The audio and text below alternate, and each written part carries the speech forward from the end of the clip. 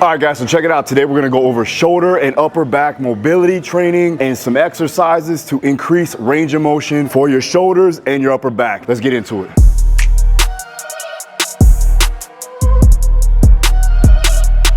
All right, now for mobility training, the objective is to increase the capacity of each joint capsule, to improve or enhance the functionality, injury reduction or reducing the risk of non-contact injury, improving on performance with increased biomotor ability. The overall focus points when we go through these particular exercises, movements, mobility training, whatever you want to call it, is to bias out rotation through base positions. That means we want to make sure that we're working independently of one joint or another. We're going to work on isometrics to increase motor control and mechanoreceptor activation. We're going to work into isolated joint articulation, eliminating compensation to move joints independent of another. So again, we want to make sure everything is locked in place and we're able to consciously move the joint independent of one another or adjacent to each one. This is going to enhance your movement control. You want to move isolated and then move into integrated practices going further with your dynamic work. Some of the exercises that we're going to do today are going to be through the closed and open chain. So the first one we're going to do is that push-up position. We're going to go through controlled articular rotations in a closed chain. So first thing,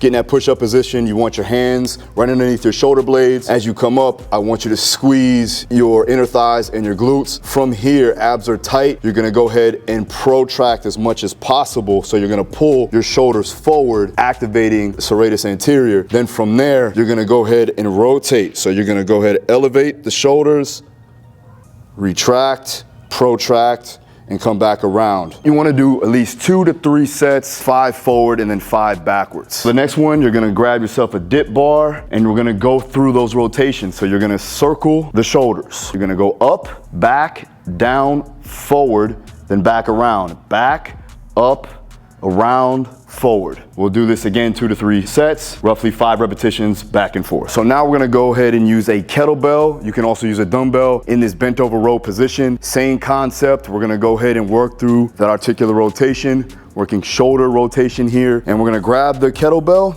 And again, you're gonna let it hang. So we do want a little bit of traction, let it hang. You're gonna go ahead and pull your shoulder. So it's gonna go up into elevation. We're gonna go ahead and retract, depress, flow back down, and then repeat it going the other way. Lock in the lat. We're gonna retract, go forward, and then protract, letting that kettlebell hang down now.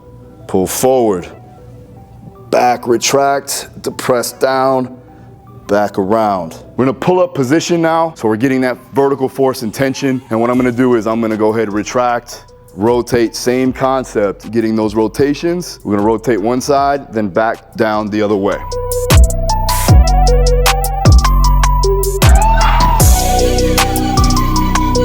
So the next one we're gonna do is a weighted book opener. You're gonna take a roller or something that can give you a tactile cue to maintain your hip placement as you go to rotate through that T-spine. 2 ways you can do it. We're gonna put the leg down that's on the ground, straight out, then the knee that's on the roller, the inside of the leg that's on the roller is slightly bent. You're gonna take your hand, open up the palm, and then from here, you're gonna go ahead and open up. So we're gonna slide this all the way through, keeping an eye on it, and back around. So you're gonna get a big inhale, and then exhale.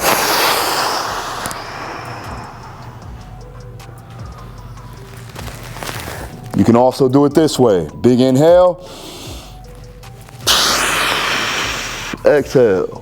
1 to 2 sets, 3 to 5 repetitions on each side. For the last one, we're gonna go ahead and use a preacher position. I'm gonna go ahead and use a boomstick from Chris Duffin. Now this is about 15 pounds. You don't need to use load. If you want to increase the intensity, if you want to get a bigger stretch, definitely use load. If not, you can just use a dowel. You could use a stick, whatever you need to do to just maintain position of your elbows. So we're gonna go ahead and sit down on the heels and then grab your implement. I'm gonna go ahead and get my elbows on the box.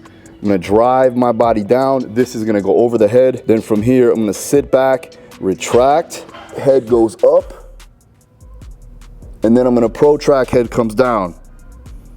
Still getting a stretch on the lats too as well. And you come back down, head up.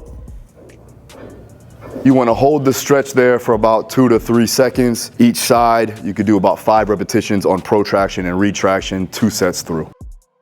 This can translate over to any sport, but it also is good for just general health. Increasing shoulder and T-spine mobility and enhancing the stability of the shoulder capsule is definitely going to allow you to get stronger over time without the risk of any non-contact injuries, or at least reducing that risk of doing that. And it allows you to gain more tools in a toolbox. The more capacity of each joint you have, the more things you can do to get stronger, to get or gain more muscle, get more powerful, so on and so forth. So check these out. Let me know how it goes. Hit the comments down below. If you want to find out more details on how you can put this into a systemized plan, or you are just looking for programming, check out the link in the description. I have all of my programs down below, including my mentorship course. See you again next time. Thanks for watching. Peace.